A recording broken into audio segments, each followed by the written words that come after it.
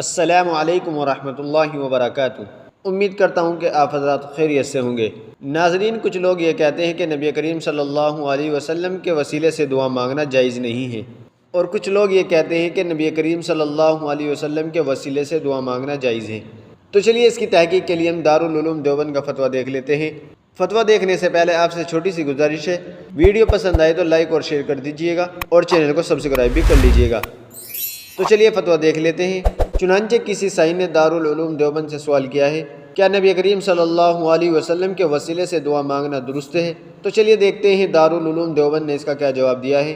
بسم اللہ الرحمن الرحیم۔ جی ہاں، حضور اکرم صلی اللہ علیہ وسلم کے وسیلے سے دعا مانگنا درست ہے، بلکہ دعا کی بعض کتابوں میں اس کو دعا کے آداب میں شمار کیا گیا ہے۔